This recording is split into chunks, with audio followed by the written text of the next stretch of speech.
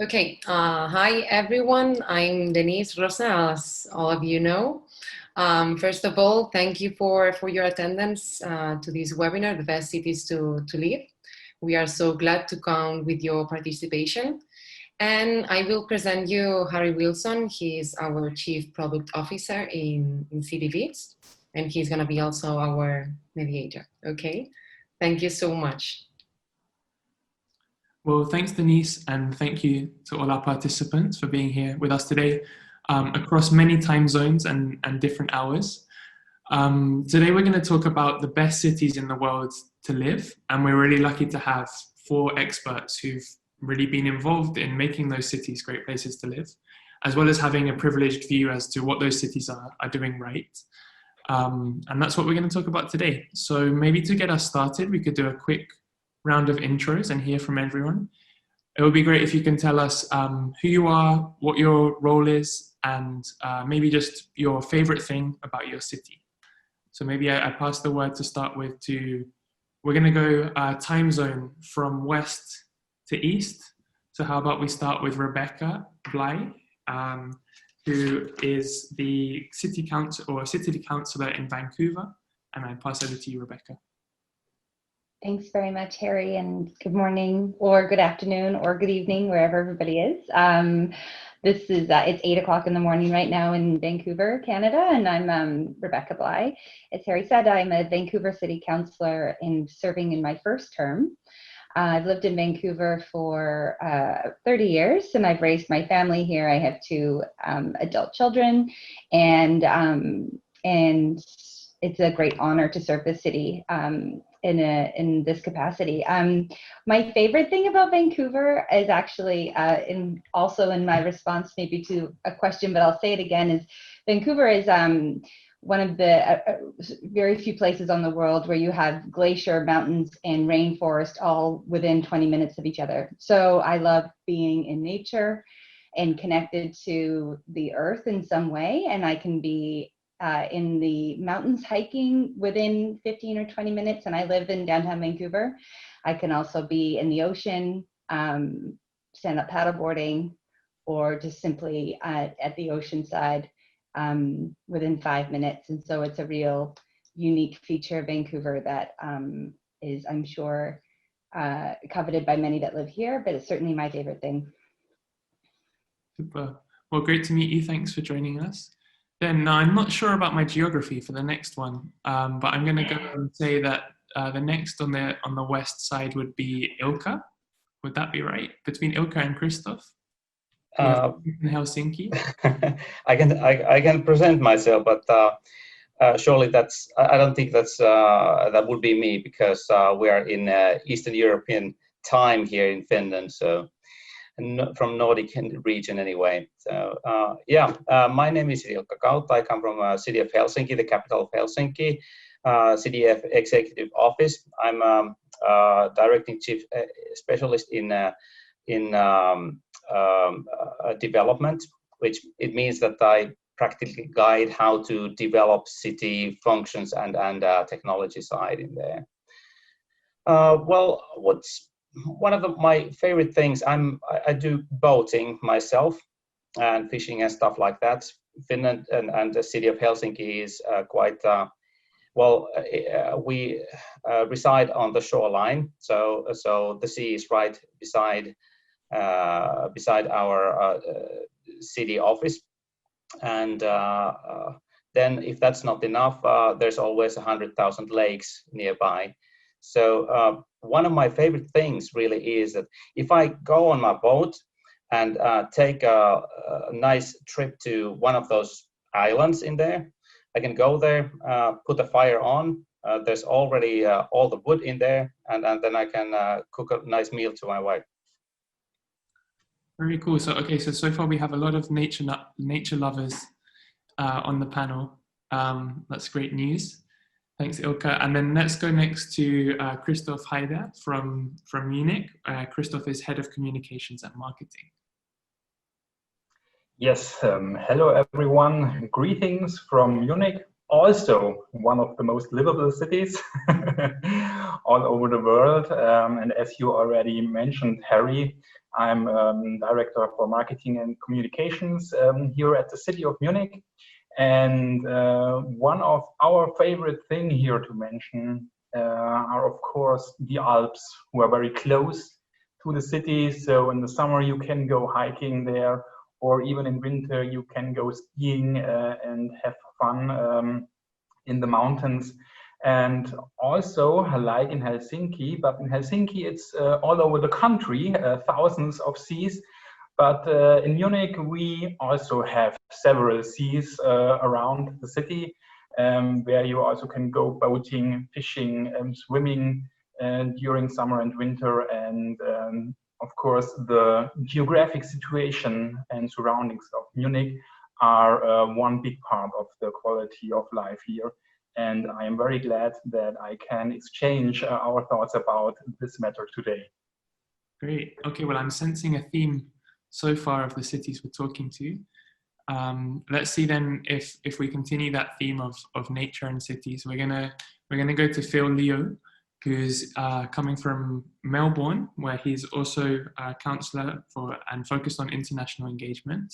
And Phil, I want to say a massive special thank you because it's 2 a.m.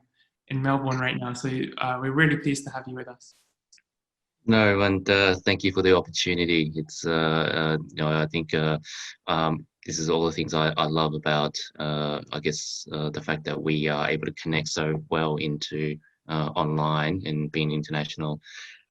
Yeah, so just brief intro. I'm a councillor on the City of Melbourne. It's also my first term, and it's been 4 years. I chair the international engagement portfolio, which was created when I first came in because I felt I wanted to make Melbourne a really international city. It already was, but when people know about Australia, they always seem to know another city with a big opera house in Sydney. And look, we always have that joke about Melbourne and Sydney, but really, we all. But to be honest, there is no real big competition. We both, respect each other, and it's great to represent Australia, and we're the two big engine rooms of Australia. So yeah, look, what I love about Melbourne, there's so much to say, but I'll kick it off with one thing, and that's one thing I'm actually drinking right now, and that is coffee. Melbourne is addicted to coffee. You'll be able to find coffee pretty much anywhere in the city.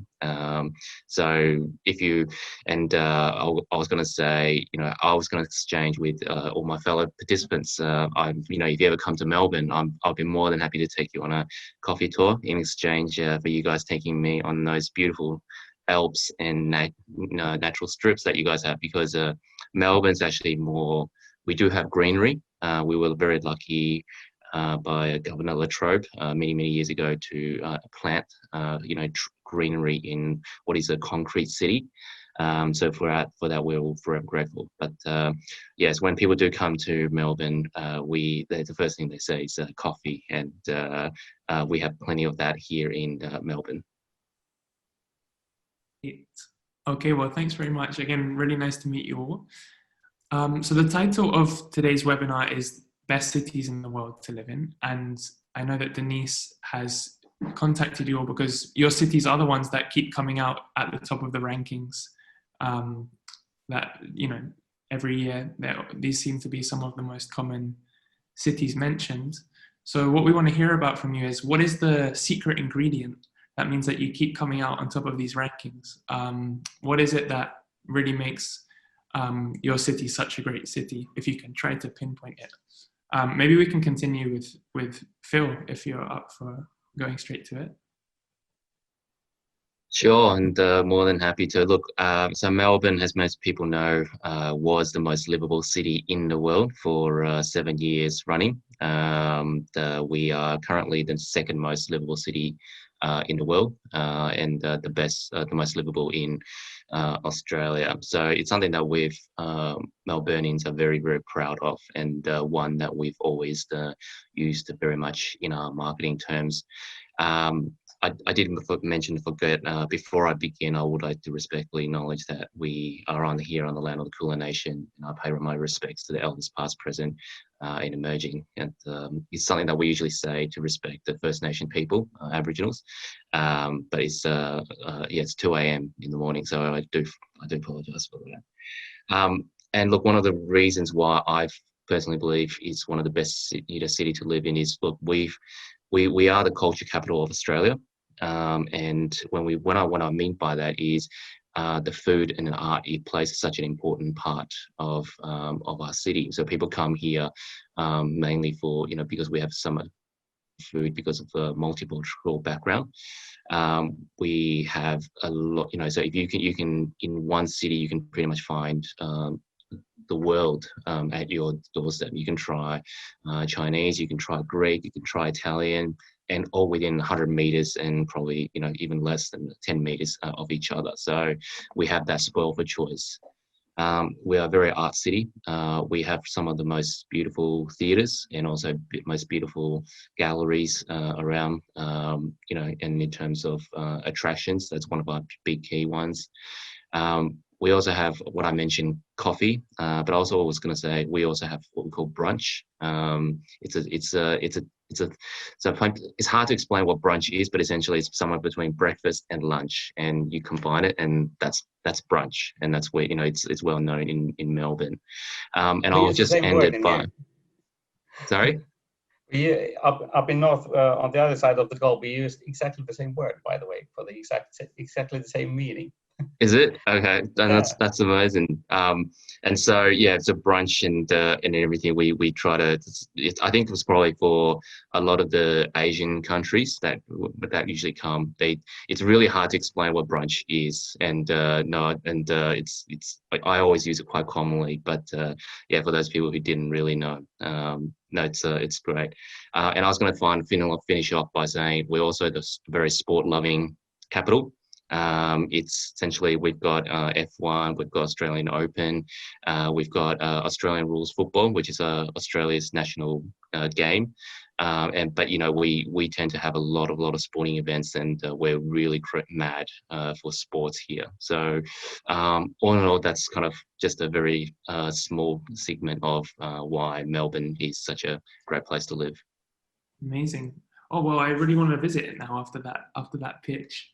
And it's really cool to hear how, often we talk about smart cities and there's so much focus on technology, but really you're talking about culture, art, sports, making it a great place to be. So maybe we can turn it over to Ilkka to see what you think in Helsinki has also made it into these top rankings consistently. Well, first of all, Helsinki is quite small for being a city. We are 650,000 inhabitants, and the whole capital area is just around 1 million people or something like that. It has something to do with that. And then there is this not exactly unique, but anyway, somewhat differing history, what Finland and the city of Helsinki really is. Helsinki could be said that it is sort of Istanbul of the north, or then Venice of the north.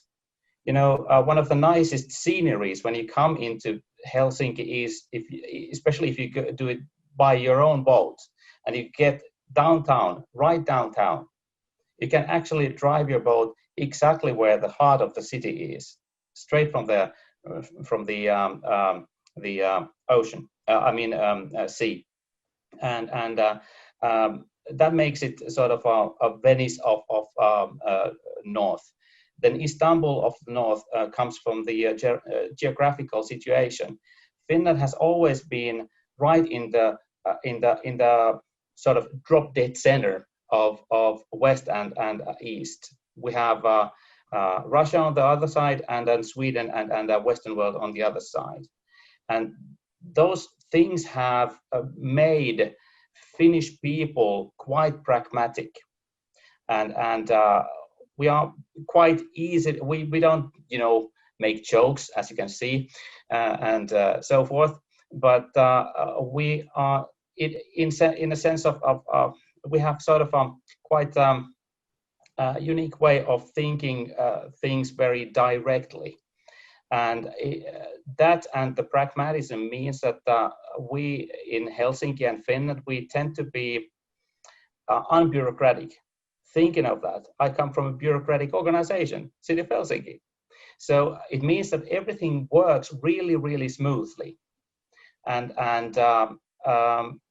sort of even in a city type of environment, you can see how sort of in a good way result oriented everything is. You can get the services quite easily.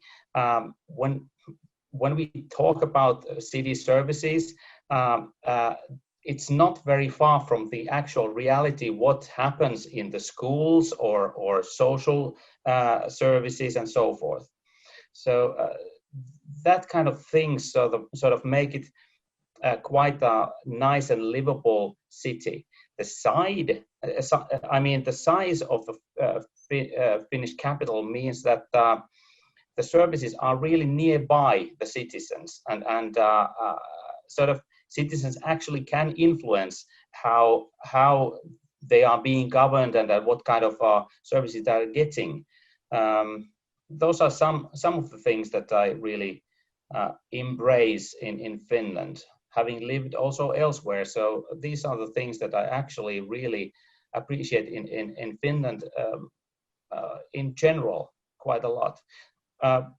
You know, we tend to look like that we are really unhappy people. We don't make jokes and never smile and stuff like that. Still, we are, I don't know in how many times in a row, the most happiest nation in the world.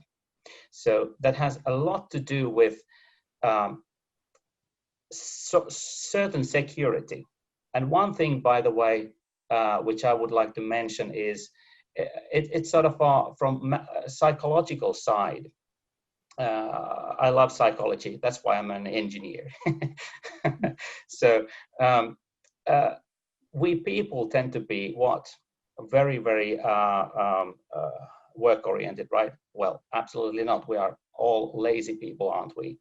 So still, there's sort of, I'm sorry I'm saying this from quite this perspective that I sort of use a bit of joke in here, but you know, when you manage to do such a high gross national product with such a laziness, there has to be something being done right. I mean, when you know, maybe you get the point. We have long vacation periods, but when we work, we actually produce quite a lot. That sounds like a good way to go. Well, really interesting, thanks. Perhaps this topic of psychology, different mindsets of different cities, we can dive into it more. Especially, I think Finland's been written about quite a lot. There's this book, Crisis, by Jared Diamond, all about how the Finns have been so strong in responding their national psychology to crises, and it's really shaped who they are. And right now we're living in another of those moments, right, with coronavirus. So I'm sure we can come back to these topics. So far we've heard a lot about culture, mindset. I don't know, Christoph and Rebecca, would either of you like to pick up on kind of similar threads, or do you have a whole new angle for us? I don't think, or may I? If you want to go first, it's fine with me. No, please, Christoph. In my introduction, I already talked about the surroundings of the city and the landscape, which makes the city quite livable. But of course, also in the city center, you need the possibility for recreation. And you, as a city, you have to provide areas where the people can rest, where the people like to stay, and where the people can regenerate from a hard day's work, or even during lunchtime. So unlike Helsinki, we unfortunately don't have a sea nearby, which comes very, very close to the city center. But at least it was able for the city of Munich to establish a big green area, the English Garden, which is, by the way, greater than New York Central Park, which begins right at the city center, so in the heart of the city, and it goes up north all across the city, so everyone has the possibility to go to a green space nearby. And besides that, we have the Isar. No sea, but at least a river who is running right through the city, which was a canal once, so it was not very good looking, but about 10 years ago the city decided to get back the nature to the river, and we upgraded the riverside around the Isar, and where the people can rest, where the people can stay, where the people can eat and get some food. And this was one very good project during the last decade, which made the city more livable. And besides that, of course, there are other factors that we have to take into account from my point of view. For example, when it comes to the economic structure, which is also important for the citizens, that they have good jobs where they like to work and they enjoy to work.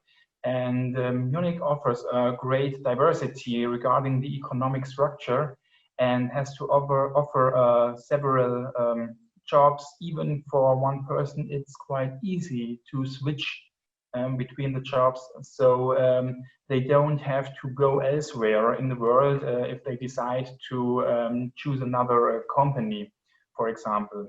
So I think this is also one important fact that you have to take into account if you talk about livable cities. Last not least, of course, a rich culture. Ikka and also Phil already mentioned this. And what makes Munich also very livable is that we have one of the lowest crime rates of major cities all across the world.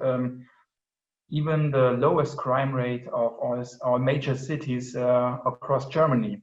So from my contacts to expatriates who come to Munich to live and work here, they always mention how safe and secure they feel in the city, and that this is also one major upside for people, for families to come here, to work here, and to live here. Amazing. Yeah, you're really selling it. I mean, I think there's a ton of reasons I should pack my bags and get going to any of the 3 cities so far. Rebecca, I'm curious to hear about Vancouver. Why do you think it makes one of the best cities in the world?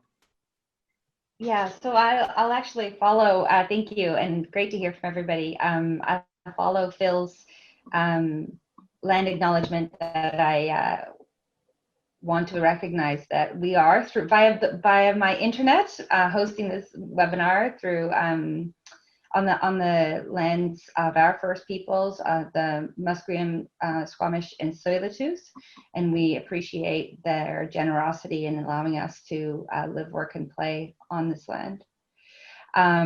We too are a city of reconciliation and a colonial, as a country that was colonialized right across many years ago. We are a city of reconciliation as well. So we look to our First Nations as partners and working together in order to really bring the culture of the Indigenous peoples into our day-to-day life in Vancouver. And being from New Zealand originally, which was also colonialized, they've done such a really fantastic job of acknowledging the Indigenous history of the land and culture. And so it's really quite inspiring to see around the world the efforts there. So I'd say first and foremost, that is something that we declared as a city. So it adds to our cultural imprint. And those that come to Vancouver really see the ways in which we appreciate the art, the culture, the people, and of course it comes with challenges as well. So we continue to work together to to realize a new future where we're in partnership going forward. So something that is new, I already mentioned nature, and that's sort of, I think, a real part of our tourism is a really important industry and a robust industry, of course, pre-pandemic for Vancouver as an economic engine. And part of that is being able to ski in the morning, golf in the afternoon, and swim in the evening, all in one day. So, but also just to sort of touch on a few things that haven't been talked about so far, Vancouver is really unique in that we have, it's sort of known as a small town, big city. So similar to Helsinki, we have about 680,000 people that live in Vancouver. So although we're on the global map for one of the best cities in the world, we're not necessarily massive in size and population. We have 22 individual neighborhoods in Vancouver, as well as the downtown core. So what happens, we have something we call complete communities, which means that people who live in those communities can do their grocery shopping, can go see the doctor, can go to school, and are able to work. We have an effort called a walk, roll, ride to wherever you need to go. So we are really making huge strides to get people out of their vehicles and onto what we have an active transportation network. So I would say for the last 10 years, we've made really big advances in that, in the sense that we have a bike network all around the city where you can jump on a bike lane and really safely be able to cycle to wherever you need to go, including the downtown core, which typically people would imagine is where hundreds and thousands of cars are and it's very dangerous. We have a bike network that goes right through. And actually, even tourists that come to Vancouver, bike rentals are a really popular thing in Vancouver because they can go and rent a bike, jump on a bike lane, and find that they can navigate through the city, stop for lunch, go see the water. So further to that, we have a very robust transit system. So whether it's our SkyTrain, which might be equivalent to like a subway in other cities, as well as a robust bus network. So we're making strides towards reducing the reliance on vehicles in the city, and we recognize the role that cities play in advancing climate action and reducing our GHG emissions. And this has been very much a part of our goals at City Council for quite some time. The other thing that's really amazing about Vancouver is that we have, similar to what Christoph was saying, we have a park called Stanley Park. And it's like a Central Park, it's 10 kilometers circumference. It's 100,000 acres in total. Or sorry, it's 1,000 acres in total. And it's circumvented by a seawall. And that seawall was built in the, I think it was the early 1950s. 1940s, 50s, 60s. It took a very long time to build. It was sort of one person's idea, and he championed that idea and he started building the seawall. Well, now that seawall not only circumvents the park, but it actually has continued on and circumvents almost the entire downtown core. So you can get on the seawall and walk along the ocean edge around the entire city, up the creeks, and probably could cover maybe 30 or 40 kilometers if you continued walking all day. And some people do, especially tourists that come to visit the city, because you get to see the city via the seawall. So that's a real amazing part.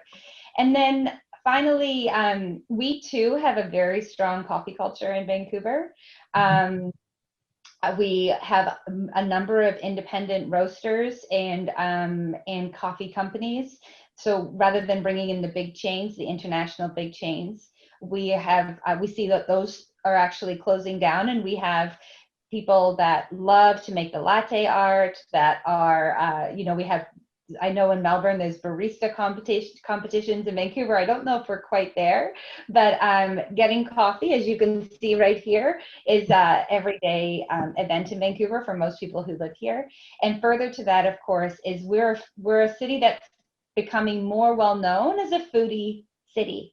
So chefs travel, we have a lot of independent restaurants high-end restaurants, but still affordable and accessible for most people, in the sense that the food is extremely high quality. It's innovative. The menus are curated.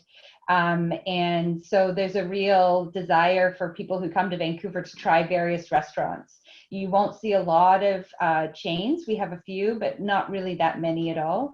We like to focus on independent restaurants, independent businesses, and things like that. So I would probably just add those few points to what's already been discussed is what makes Vancouver a really great city to live in.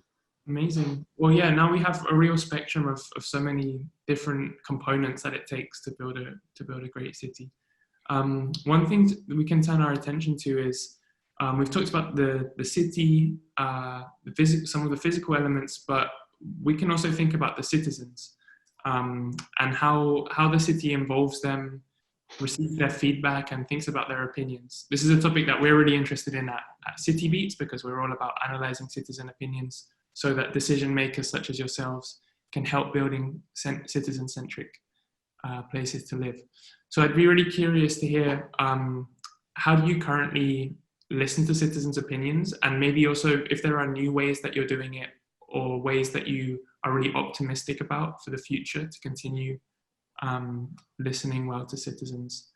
It would be great to hear some best practices here. Does anyone want to take that on first? Rebecca, you look... Sure, I'll jump in just as I'm still off of mute. We definitely, so Vancouver is a developing city in the sense that we were a fairly low density flat city and we're a pretty young city, I think by comparison, especially to those in Europe.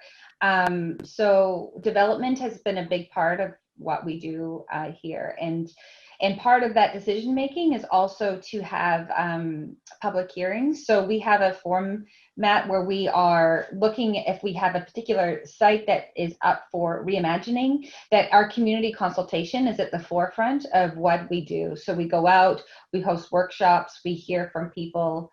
The toughest thing, of course, is getting people engaged in civic issues. Most people in cities go on with their everyday lives and they're not really paying attention to what's happening in the broader sense unless there's something happening right beside them in their neighborhood. And of course, then they have a real vested interest. So it's about reaching those people, but we know we're going to reach those people. So it's about how do we expand that reach. Vancouver right now is undergoing a citywide planning process. So looking at the city in the macro level, it's called the Vancouver Plan. And so we are looking at what kind of city are we building, not for 10 years from now, but a plan that would sustain us for 30 to 50 years. So community consultation is at the forefront. In fact, when I finish this call, I'm going into a council meeting and we're getting an update on how we're doing in terms of reaching out to people.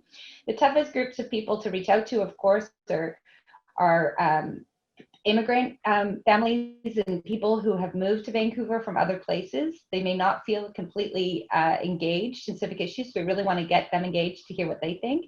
They're making Vancouver their home. It's important that what they see in the future, as well as young people, because anything we do 30 to 50 years out, I'll be 90. So it's really for the young people that we're making these decisions. So we need to find out from them, what kind of city do you want to raise your family in? What kind of city do you want to be living in when you're 40 or 50 years old or even younger? So we're actively working through, I know we're going to talk about technology, but that's one major effort that we're undertaking right now. And I think it's been ongoing for 2 years and will be another 2 years. So it's a really comprehensive plan. And then the final thing I'll say and let others share is we have a participatory budgeting process. So we go out to communities and we ask people what matters to them, where do we need to focus our resources and attention so that we can set objectives and outline our budget that is actually meeting the need of the people that live in the city versus sort of making some assumptions about that. And then oftentimes, as we know, right across cities, we can miss the mark and not really have heard directly from communities in terms of what matters most. So participatory budgeting, and then looking at land use and zoning and how we engage people. Really interesting. I mean, the participatory budgeting seems to be an emerging area that some of the world's most forward-thinking cities are just starting to experiment with and adopt. I'm curious to hear if anyone else on the call has been working with participatory budgeting as well, or if not, why not so far? Sure, absolutely. We have participatory, but that's a difficult word, isn't it? Yeah. Participatory budgeting. Actually made some research and one MBA just quite recently. You can, by the way, find it online with my name and writing thesis or something. That was part of it also.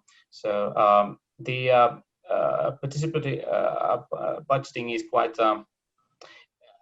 well, semi-old in Finland. We have had in Helsinki. We have had it for quite a few years already, and I would still call it as an experimental way of budgeting. So it is not a great deal of our total budget, of course not.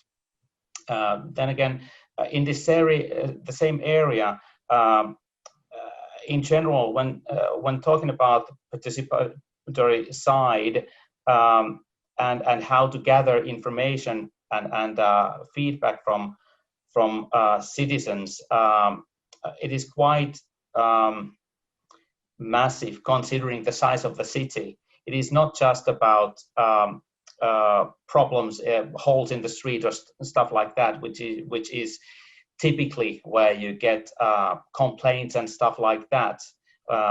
We have already a longer history in extending feedback loop with the citizens, and yet I would say it's still experimental, but we are going quite strongly digital on these things. That's, by the way, my thesis is theme anyway. That is one of the big buzzes in Helsinki capital area, turning services to digital, because, you know, post-millennials, we should say nowadays, or generation whatever. I'm so old, I don't know these generations nowadays.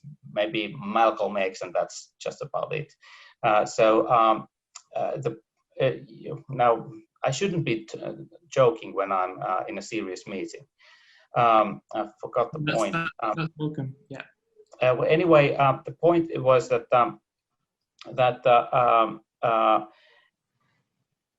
today's people already expect the same type of experience when you are using services. They don't really care whether it is public service or private service, and that is changing quite substantially how cities are being perceived. And my own prediction is that in 10 to 20 years, cities are not going to be looking like what they are now. The city really has to be on your mobile phone, which probably is not being called mobile phone anymore anyway. So that sort of type of rapid change from a bureaucracy-based service delivery will change profoundly how we perceive cities in general. And we are working quite hard on that in Finland and Helsinki. Very cool to hear, and amazing. Yeah, Finland has always been, it seems, pushing ahead with these very participatory ways of working. So continuing this thread about the digitalization, I'm curious, Phil or Christoph, in terms of listening to citizen opinions, are there any new ways of doing this in your cities? Has that even begun to be digitalized as well? Or you, Christoph, I think. Well, basically, regarding the digitalization of the process, we don't have a best practice to share, but still we are trying to involve our citizens in the planning process. And I think it already starts at the very beginning by voting the government of the city council, each 6 years. So we have several parties who want to get most seats in city council. And of course, part of their programs are also city development issues. And that's always also a factor that might decide the vote of some citizens.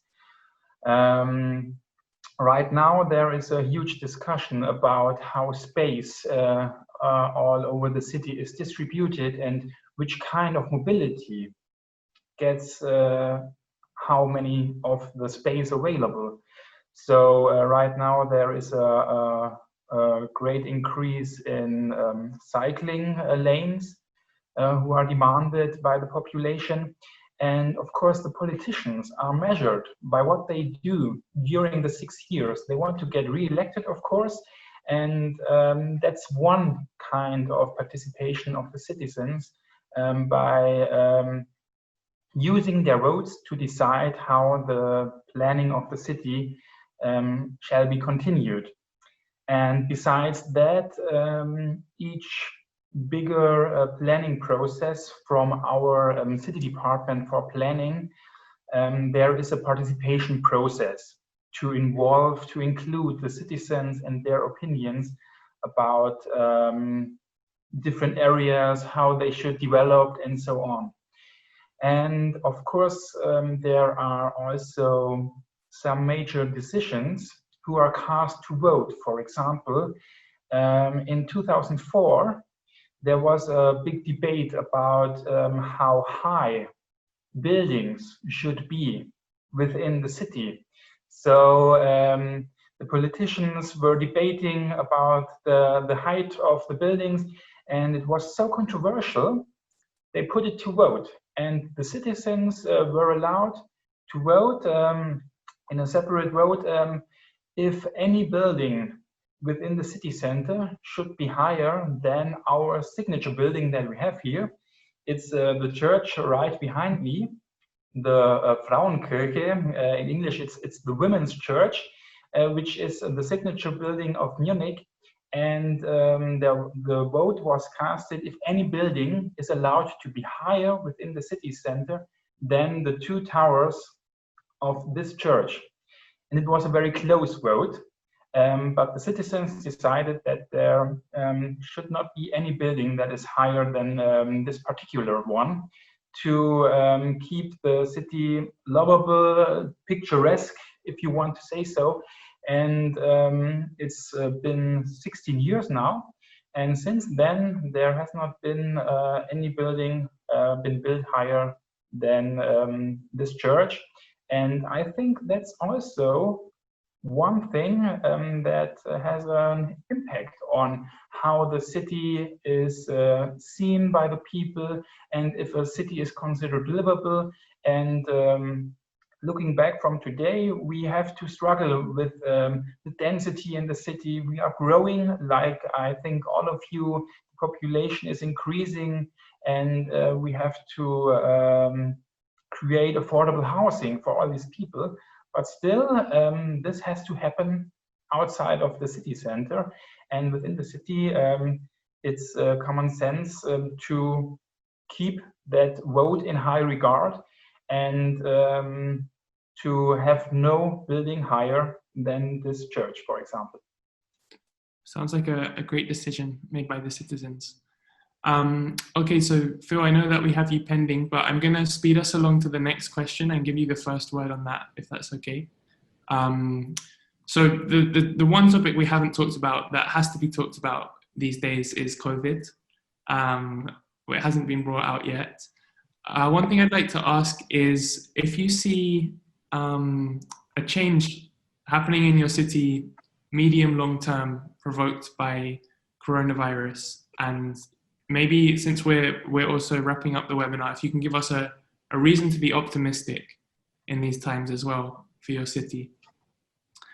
So with that, that's a bit of a tough question, Phil. I've thrown it to you there at almost 3 a.m. now. But if you feel up to giving us an optimistic reason in the post-COVID times for Melbourne. Yeah, look, it's a bit hard, definitely for Melbourne, mainly because we're about to achieve a record that we probably don't want to achieve, which is the most lockdown city. Sorry, the city that's been locked down for the most for most days in the world. So I think we're going to outlast Manila and some of the cities in China, and 90 something days we've been locked down, which feels like pretty much. Yeah, we just lost count of all the different things. That has been an absolute. It has decimated the economy. So we were, our economy has absolutely been decimated. Yeah, look, it's hard to be optimistic on that side because we just don't know where it will end. We still have a lot of new cases that are not traceable. And that's the scary thing because whereas previously we were able to. What I'm optimistic about is, and I have to be, is look, I think we are a very resilient city. We have gone through many other things before, and I can only hope that the people that we have in government, well, in City of Melbourne anyway, some of the people that I have worked with here are experts in what they do, and I have absolute hopes in that. We were the first. I guess here in Melbourne, we have what we called, we had an institute where essentially they were first to sequence the COVID-19 in the world outside of China. And, that was a big help because then it helps, create, cure and prevention and tests, testings and everything. So we have a very big research industry here populated by universities that will drive to it. I'm also very optimistic because Melburnians are very, as I said, resilient, and they love their city. And I feel that I've seen some worse things have happened here during COVID, but there have been the amount of support and the togetherness is absolutely crucial, and we're the only city that's still in lockdown. The rest of Australia is kind of really cheering for us to hang on there and everything. And I think that's that kind of mentality that helps drive us. So I don't really have an answer. I would actually I'll be looking more personally anyway. I'll be looking more towards Asia for some of the best practice, mainly because I think some of the Asia, especially Hong Kong, for example, they had SARS and they knew how to do control and everything.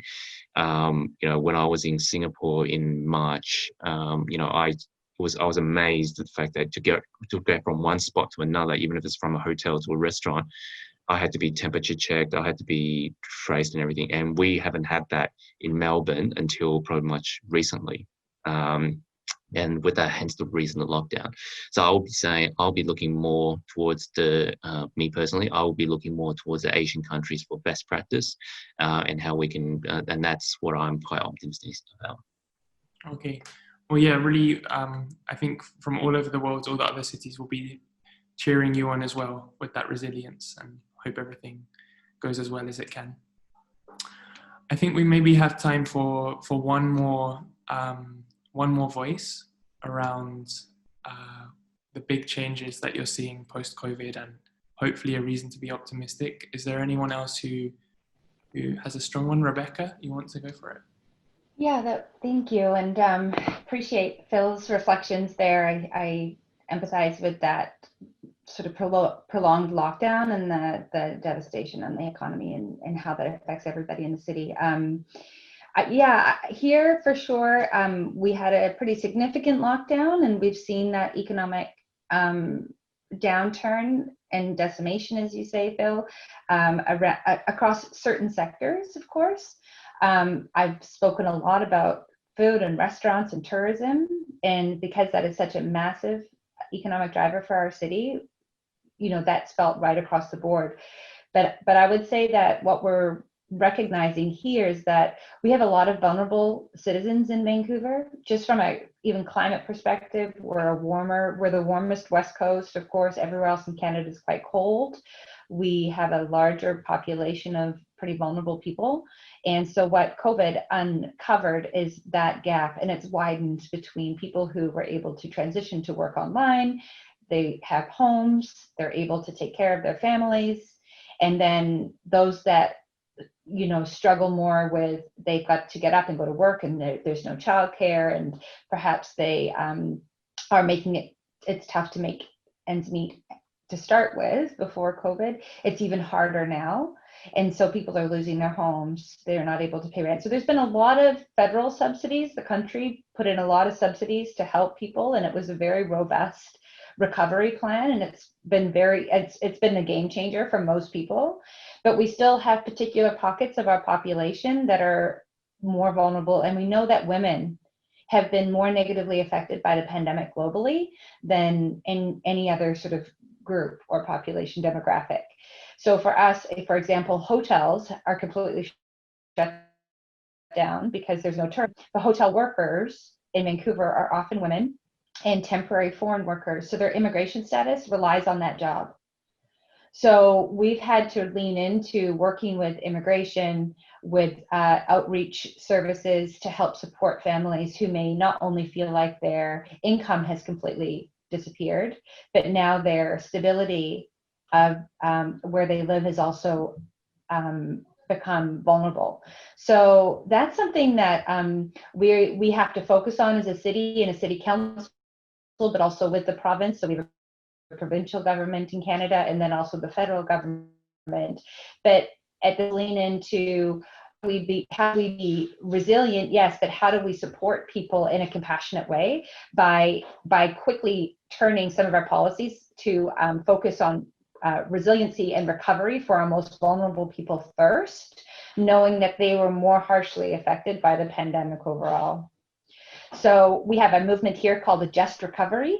Maybe that's something that would be interested for anyone that's interested in cities, is looking at the just recovery as a model, meaning justice, of course, for all, and how climate action works into that, taking care of vulnerable populations works into that, and anything else that comes up as a more significant challenge beyond just the economies of it, that ensure people are able to recover themselves and restabilize as we go forward. Well, thanks so much for that. Yeah, I hope all of the things that we talked about at the beginning of the call, like culture, strong mindset, and resilience of people will serve you all well.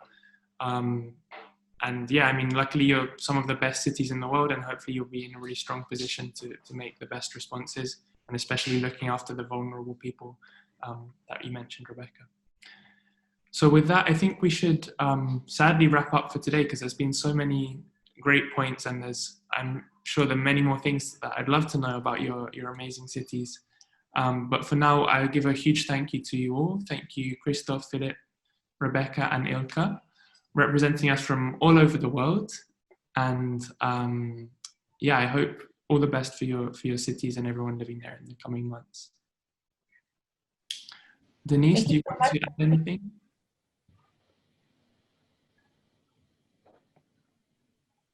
Oh, you're on mute. I only want to say thank you so much. Thank you so much for your attendance, to share with us all your experience of your cities, and we are so glad. Thank you so much. It was a pleasure. Thank you for the invitation. It was a pleasure for us too. Pleasure to hear from everybody. Thank you. Thank you. Take care. Thank you. Bye-bye. Bye-bye. Bye.